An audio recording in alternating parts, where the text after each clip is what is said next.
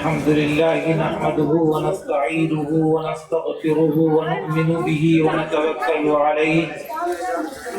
ونعوذ بالله من شرور أنفسنا ومن سيئات أعمالنا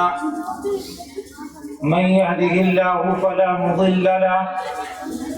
ومن يضلله فلا هادي له ونشهد أن لا إله إلا الله وحده لا شريك له ونشهد أن سيدنا ومولانا محمدا عبده ورسوله وصلى الله تعالى على خير خلقه محمد وعلى آله وأصحابه وبارك وسلم تسليما كثيرا كثيرا. أما بعد فأعوذ بالله من الشيطان الرجيم. بسم الله الرحمن الرحيم. يا أيها الذين آمنوا اتقوا الله حق تقاته ولا تموتن إلا وأنتم مسلمون واعتصموا بحبل الله جميعا ولا تفرقوا واذكروا نعمة الله عليكم إذ كنتم أعداء فألف بين قلوبكم فأصبحتم بنعمته إخوانا وكنتم على شفا حفرة من النار فأنقذكم منها كذلك يبين الله لكم آياته لعلكم تهتدون. وعن عائشة وعن ابن عمر رضي الله تعالى عنه قال قال النبي صلى الله عليه وسلم ما زال جبرائيل يوصيني بالجار حتى ظننت أنه سيورثه. رواه البخاري. وقال النبي صلى الله عليه وسلم لا يؤمن أحدكم حتى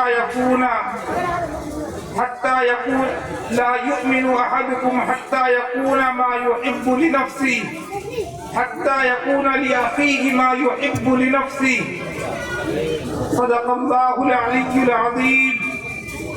وصدق رسوله النبي الكريم ونحن على ذلك لمن الشاهدين والشاكرين والحمد لله رب العالمين.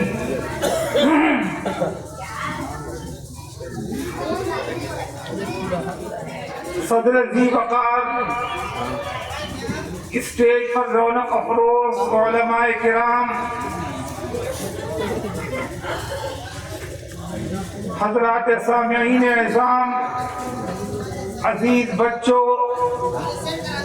اور پردے میں بیٹھی ہوئی ہماری مائیں اور بہنیں،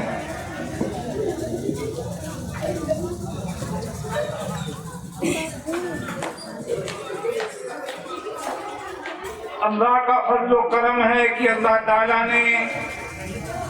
ہم تمام کو ایک نیک اور پاکیزہ مجلس کے اندر بیٹھ کر کے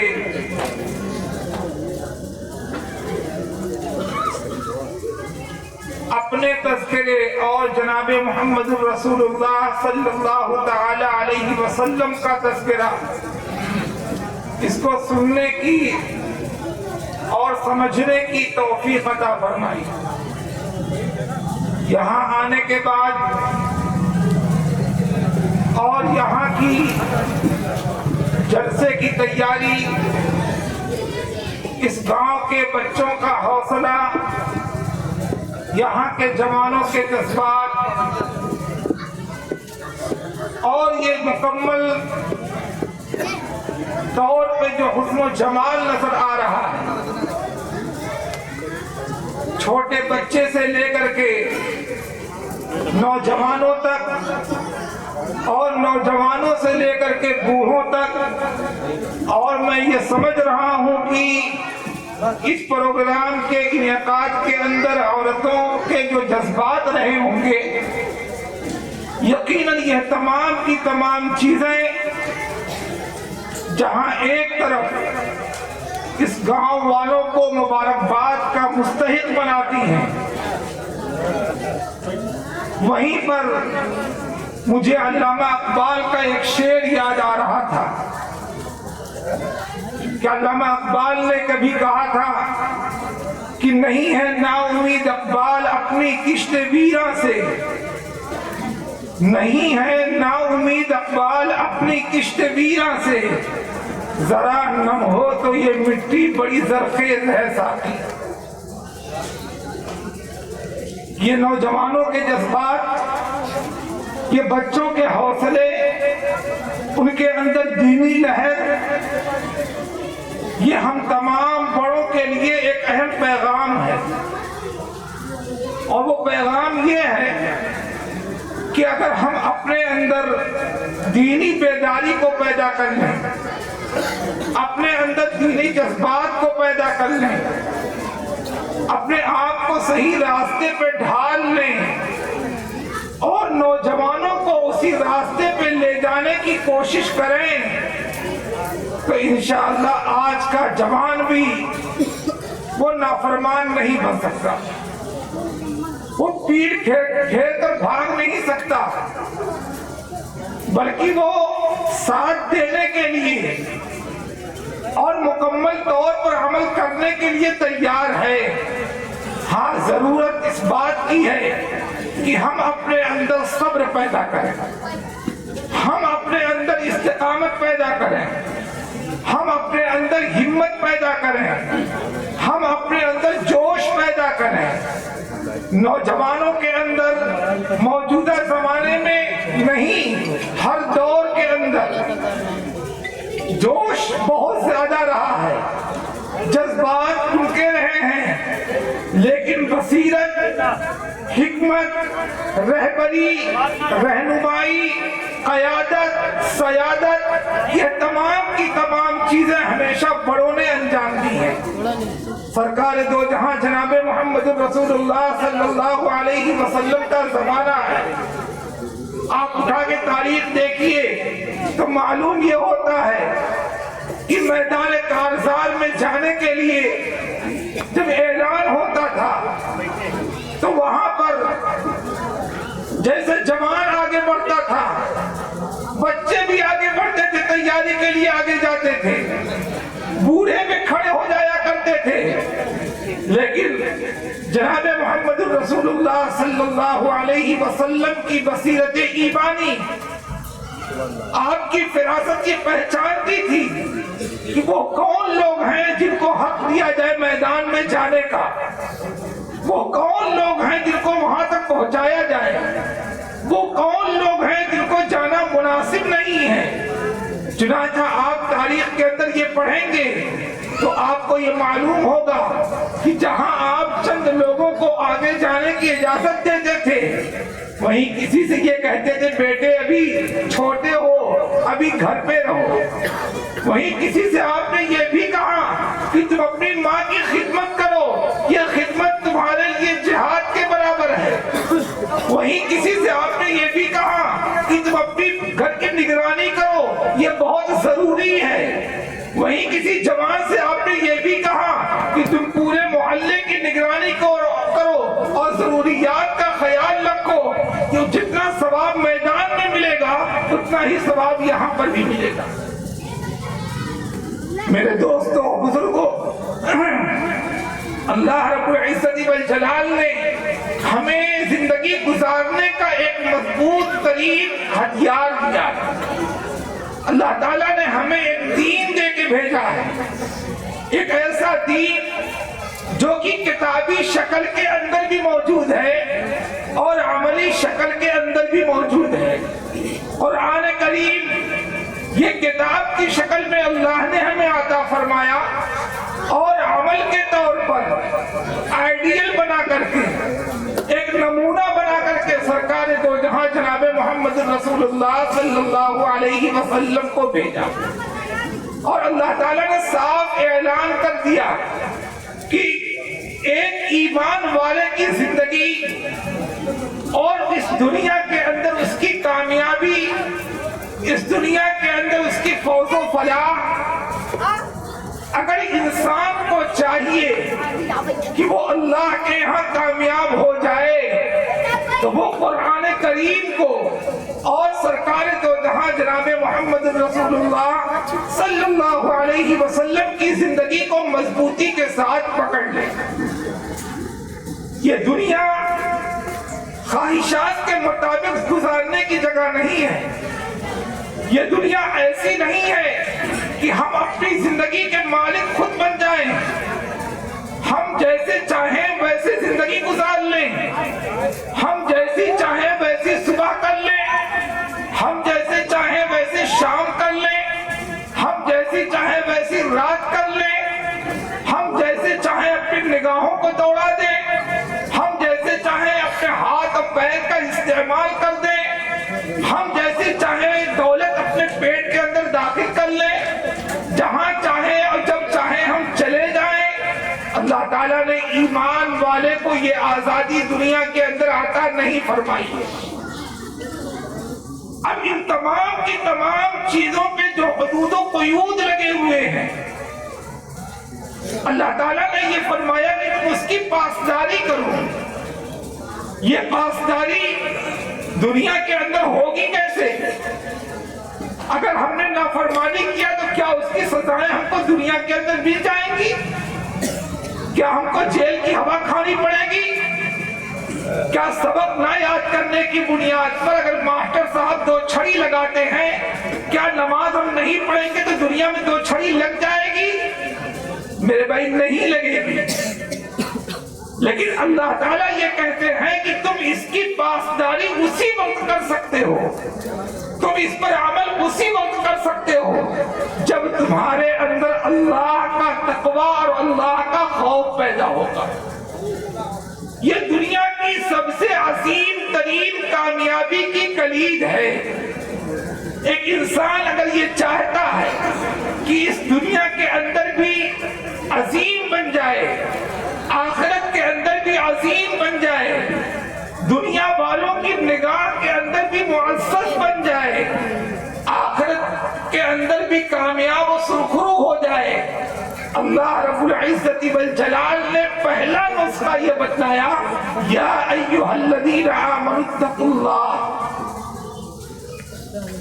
اے ایمان والو اللہ سے ڈرو۔ اللہ تعالیٰ نے جن چیزوں کے کرنے کا حکم دیا ہے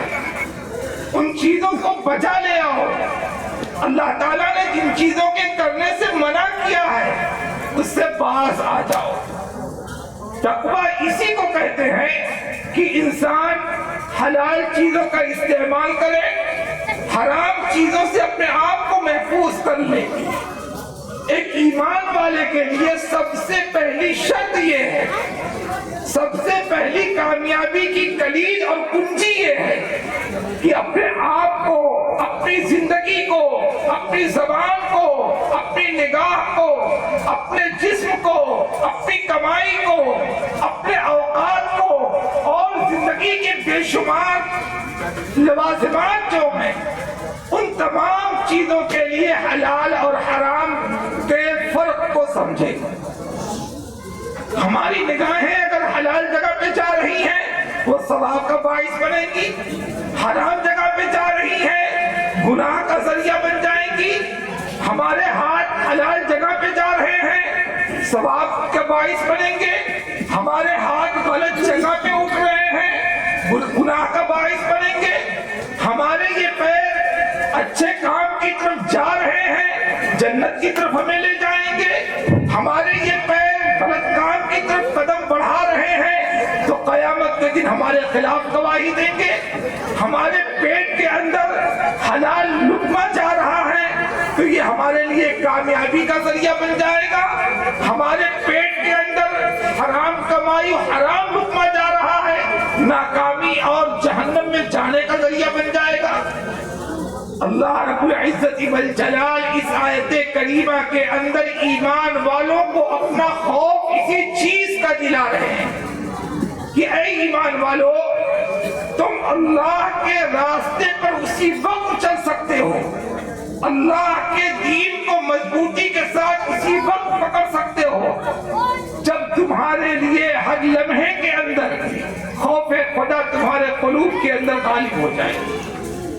تمہارے اندر اللہ کا تقوی پیدا ہو جائے، تمہارے اندر اللہ کی خشیت پیدا ہو جائے، تنہائی کے اندر ہو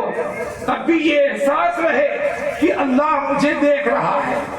اعلانیہ طور پر ہو تب بھی یہ احساس رہے کہ اللہ مجھے دیکھ رہا ہے، پہاڑ کی چوٹی پہ بیٹھے ہو تب بھی یہ احساس ہو کہ اللہ دیکھ رہا ہے، سمندر کی تہوں کے اندر موجود ہو تب بھی یہ احساس ہمارے اندر بیدار رہے کہ اللہ مجھے دیکھ رہا ہے۔ فرمایا یا ایھا الذین آمنوا اتقوا اللہ حق تقاتہ، جتنا ڈر سکتے ہو اتنا ڈرو۔ کتنا اللہ سے ڈر سکتے ہو؟ قرآن کریم کے اندر اللہ تعالیٰ نے دوسری جگہ ارشاد فرمایا فاتقوا اللہ ما استطعتم، اللہ سے ڈرتے رہو جتنی تمہارے اندر طاقت ہے ڈرنے کی۔ یہ تمہارا جسم جتنی طاقت رکھتا ہے اللہ سے خوف کرنے کا اتنا خوف کرو، پوشیدہ طور پہ کرو، اعلانیہ طور پر کرو، ظاہر کے اندر کرو، باطن کے اندر کرو، دن کے اجالوں کے اندر کرو، رات کے اندھیرے کے اندر کرو، ہر آن اور ہر لمحہ اللہ سے خوف کرتے رہو، ڈرتے رہو۔ دوسری نصیحت کیا فرمائی؟ وَلَا تَمُوتُنَّ إِلَّا وَأَنْتُمْ مُسْلِمُونَ، اور یاد رکھو اس دنیا کے اندر کامیابی اور کامرانی کا جو راز ہے وہ ایمان کے اوپر ہے، تمہاری دولت کے اوپر نہیں ہے، تمہاری ثروت کے اوپر نہیں ہے، تمہارے مناصب کے اوپر نہیں ہے، تمہارے عہدے کے اوپر نہیں ہے، تمہارے جاہ و جلال کے اوپر نہیں ہے، تمہاری شخصی طاقت و قوت کے اوپر نہیں ہے، بلکہ اللہ رب العزت والجلال نے جو تمہاری کامیابی رکھی ہے مرنے کے بعد وہ ایمان کی بنیاد پر ہے۔ لہذا تمہیں ہرگز موت نہیں آنی چاہیے مگر مسلمان ہو کر کے۔ اس دنیا سے رخصت ہو تو تمہاری زبان پر کلمہ لا الہ الا اللہ ہو، اس دنیا سے رخصتی کا وقت ہو یہ زبان اللہ کا کلمہ پڑھتے ہوئے رخصت ہو، اس دنیا سے جانے کا وقت ہو تو ہمارے اعضاء اور جوارح نیک کام کرتے ہوئے دنیا سے جا رہے ہوں۔ تمام کے تمام انبیاء کرام علیہم الصلاۃ والتسلیم اپنی نسلوں کو، اپنی امتوں کو یہی تعلیم دیتے تھے، یہی ترغیب دیا کرتے تھے۔ حضرت یعقوب علیہ الصلاۃ والسلام انہوں نے اپنی اولاد کو بلایا جب ان کی وفات کا وقت قریب آیا اور بلا کر کے فرمایا ام کنتم شہداء اذ حضر یعقوب الموت اذ قال لبنیہ ما تعبدون من بعدی، پوچھا ان سے کہ یہ بتلاؤ کہ تم لوگ میرے رخصت ہو جانے کے بعد کس کی عبادت کرو گے، کس کی پیروی کرو گے، کس کی بندگی کرو گے؟ ان کی اولاد نے جواب دیا قالوا نعبد الہک و الہ آبائک، ہم آپ کے معبود کی اور آپ کے آباء و اجداد کے معبود کی پیروی کریں گے۔ معلوم کیا ہوا؟ معلوم یہ ہوا کہ ہر نبی کی یہی تعلیم رہی ہے کہ میری امت، میری اولاد، میرا خاندان، میرا قبیلہ جب اس دنیا سے رخصت ہو تو اس کے بعد دولت کا سرمایہ اگرچہ نہ ہو، جاہ و حشمت کا سرمایہ اگرچہ نہ ہو، سونے چاندی کے انبار اگرچہ نہ ہو، زمین و جائیداد اگرچہ نہ ہو، اور بڑے دولت کے ذخائر اگرچہ نہ ہو، لیکن ایمان کا بہترین سرمایہ اس کے ساتھ ہو، نیک اعمال اور اچھے اعمال کا ذخیرہ اس کے پاس ہو۔ اللہ تعالیٰ نے قرآن کریم میں سرکار دو جہاں جناب محمد رسول اللہ صلی اللہ علیہ وسلم کی زبان اقدس سے ہم تمام کی تمام امتیوں کو یہ تعلیم دی کہ اپنی زندگی کے اندر ہم نیک کام مسلسل کرتے رہیں، نیک اعمال کے اندر بیدار ہو جائیں، زندگی کا اڑنا بچھونا بنا لیں، نیک اعمال کرنے کی رغبت اپنے اندر پیدا کر لیں، نیک اعمال کی طرف سبقت کرنا شروع کر دیں، اور نیک اعمال سے اس قدر محبت ہو جائے کہ اس دنیا سے جب رخصت ہونے کا وقت آئے تو ہماری زبان پہ اللہ کا کلمہ جاری ہو جائے۔ آگے تیسری نصیحت اللہ تعالیٰ نے اس آیت کریمہ میں فرمائی، جو مسلمانوں کی کامیابی کی ضمانت ہے اور موجودہ زمانے کے اندر ہمارے جو احوال ہیں، ہماری جو کیفیت ہے، ایسی صورت کے اندر اس پر عمل کرنے کی شدید ضرورت پڑ جایا کرتی ہے۔ آج آپ دیکھ رہے ہیں کہ ہم اور آپ، ہمارا معاشرہ، ہمارا سماج، ہمارا کنبہ اور ہماری ملت اور پورے عالم اسلام کے اندر ایک گاؤں سے لے کر کے، ایک گھر سے لے کر کے پوری دنیا پر نگاہ دوڑا لیجیے تو نظر یہ آتا ہے کہ مسلمان پریشان حال ہے، نظر یہ آتا ہے کہ مسلمان سب سے زیادہ مفلس ہے، نظر یہ آتا ہے کہ مسلمان سب سے زیادہ کمزور ہے،